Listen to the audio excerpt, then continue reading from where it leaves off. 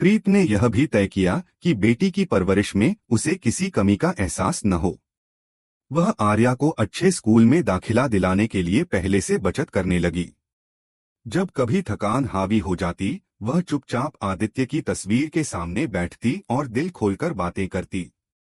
ऐसा लगता जैसे वह वही है, हर फैसले में उसका हाथ थामे।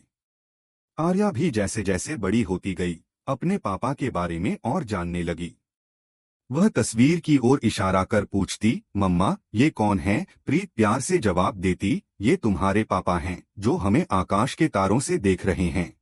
आर्या उत्सुकता से आसमान की ओर देखती और मुस्कुराती, जैसे सच में उसने अपने पापा को देख लिया हो। समाज की कुछ पुरानी सोच से भी प्रीत को लड़ना पड़ा। कुछ लोग ताने देते, अकेली औरत बच्चे को कैसे संभालेगी, मगर प्रीत ने हर बार अपने कर्मों से जवाब दिया। उसने खुद को साबित किया कि एक माँ का हौसला किसी भी मुश्किल से बड़ा होता है। एक शाम जब सूरज ढल रहा था और आसमान सुनहरी रोशनी से नहा रहा था, प्रीत छत पर आर्या को गोद में लिए बैठी थी। हवा में ठंडक थी और दूर कहीं से मंदिर की घंटियां सुनाई दे रही थीं।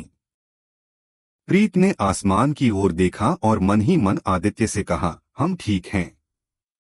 तुम्हारी बेटी बहुत बहादुर है, तुम गर्व करोगे। आर्या की हंसी उस पल पूरे घर में गूंज उठी। यह हंसी प्रीत के लिए किसी संगीत से कम नहीं थी। उसने महसूस किया कि चाहे आदित्य शारीरिक रूप से उसके साथ न हो, उसकी आत्मा हर कदम पर उनके साथ है। यह एहसास प्रीत को भीतर तक सुकून देता। दिन दर दिन प्रीत और आर्या का रिश्ता और गहरा होता गया। मां बेटी का यह बंधन एक कहानी बन चुका था, प्यार, साहस और उम्मीद की कहानी। और इसी कहानी का अगला पड़ाव अभी बाकी था, क्योंकि आर्या की उम्र बढ़ने के साथ नई चुनौतियां और नए सपने सामने आने वाले थे। वक्त का पहिया घूमता रहा और देखते ही देखते साल गुजर गए। आर्या अब 5 साल की चंचल, होशियार और जिज्ञासु बच्ची बन चुकी थी।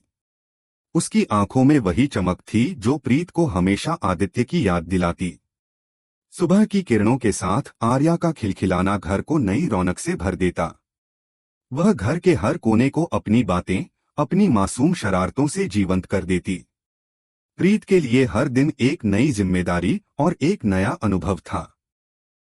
स्कूल की तैयारियां, होमवर्क में मदद, कहानियों का समय, इन सब के बीच प्रीत को खुद के लिए बहुत कम वक्त मिलता। मगर उसे कोई शिकायत नहीं थी। हर शाम जब वह आर्या को गोद में लेकर बैठती, उसकी मीठी बातें सुनती, तो थकान कहीं गायब हो जाती। प्रीत ने आर्या को न सिर्फ पढ़ाई में बल्कि अच्छे संस्कारों में भी आगे बढ़ाया।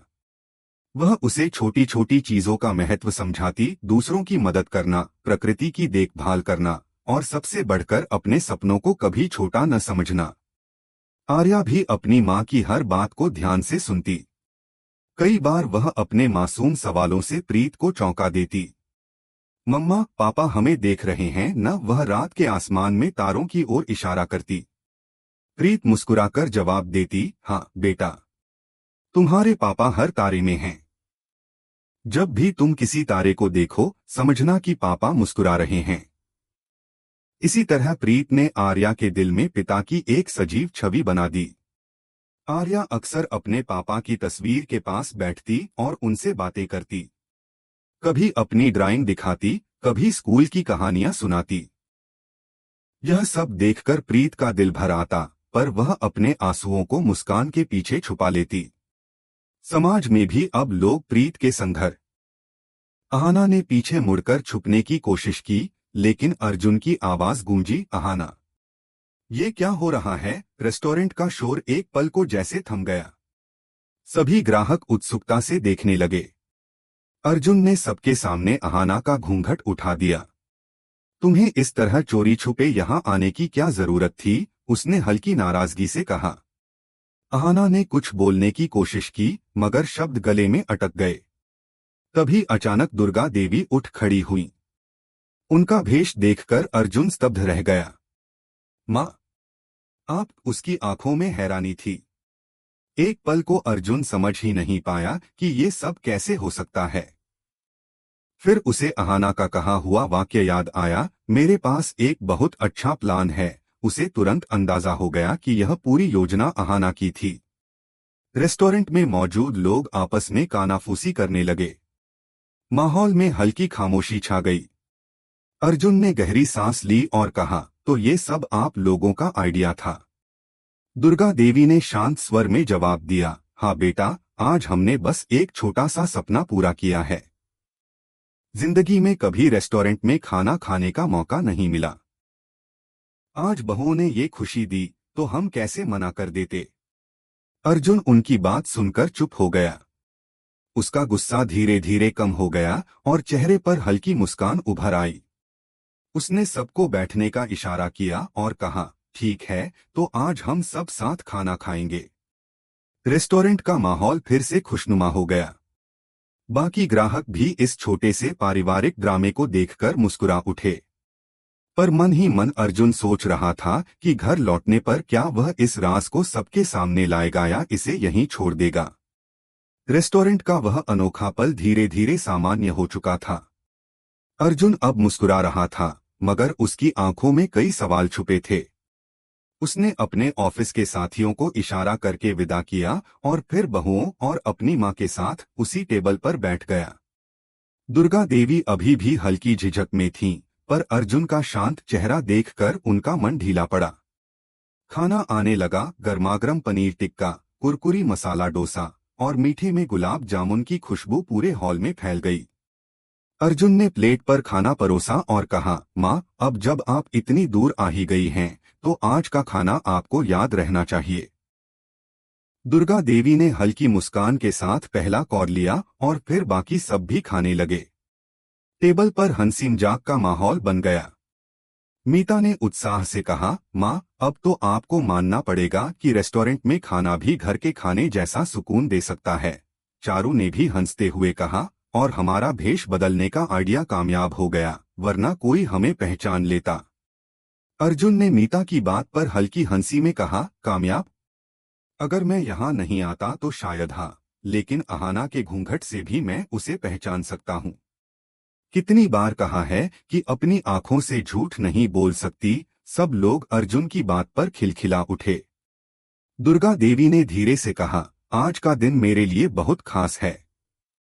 जिंदगी में कभी सोचा नहीं था कि बहुओं के साथ इस तरह बाहर आकर खाना खाऊंगी। तुम सबने मुझे ऐसा अनुभव दिया जिसे मैं कभी भूल नहीं पाऊंगी। उनकी आंखें नम हो आईं। आना ने उनका हाथ पकड़कर कहा, माँ, यही तो हमारा मकसद था, आपके चेहरे पर मुस्कान लाना। डिनर खत्म होने के बाद सबने साथ में एक मीठा पान खाया। रेस्टोरेंट से बाहर निकलते समय हल्की बारिश होने लगी। बूंदों की ठंडक सबको और तरोताजा कर रही थी। अर्जुन ने छाता खोला और सबको साथ लेकर कार की ओर बढ़ा। रास्ते भर अगले कुछ हफ्तों में हवेली का माहौल पहले से कहीं ज्यादा गर्मजोशी से भर गया।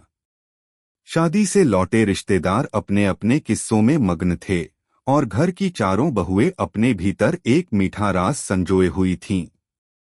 रेस्टोरेंट वाली रात अब बस उनकी यादों में थी, लेकिन उसका असर पूरे घर की रोजमर्रा की जिंदगी में महसूस किया जा सकता था।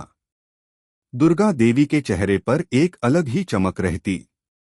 पहले जो अक्सर घर के कामों और पुराने विचारों में खोई रहती थीं, अब वे ज्यादा हंसमुख हो गई थीं।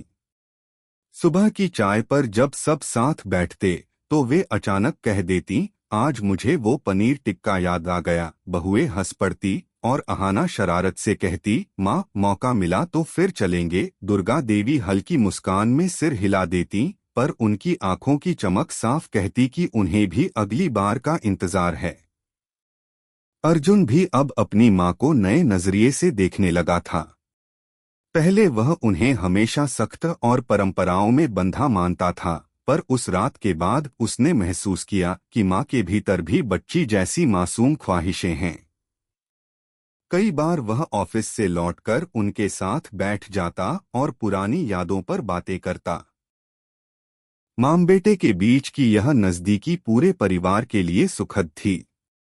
एक रविवार को जब पूरा परिवार आंगन में इकट्ठा था, दुर्गा देवी ने अचानक कहा, मुझे लगता है कि हमें घर में एक छोटा सा उत्सव करना चाहिए, जैसे हम सबने उस दिन मनाया था।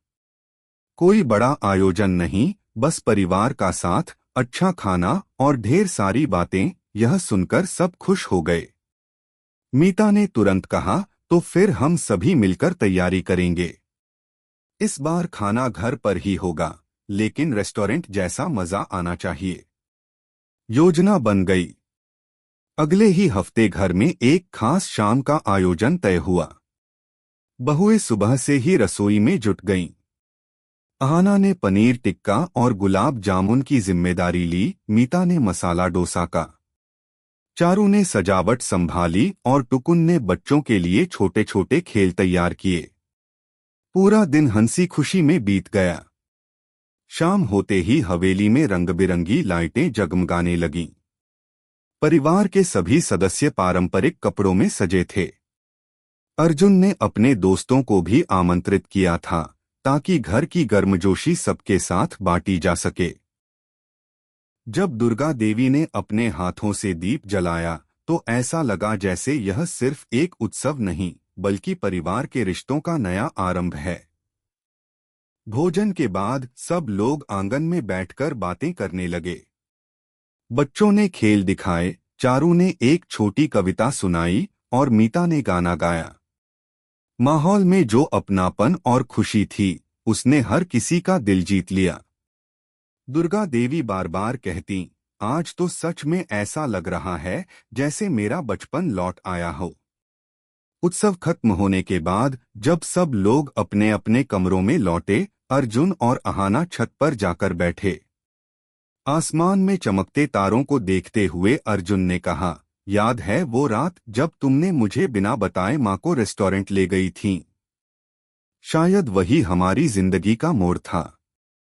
अहाना ने हल्की हंसी में कहा, मोड़ तो तब था जब आपने हमें माफ कर दिया। अगर आप गुस्सा होते तो शायद आज का ये नजारा नहीं देख पाते। अर्जुन ने उसकी ओर देखते हुए कहा, कभी कभी नियम तोड़ना सही होता है, अगर उससे किसी का मन खुश हो। माँ का चेहरा उस दिन जितना खिल उठा था, उतना मैंने सालों में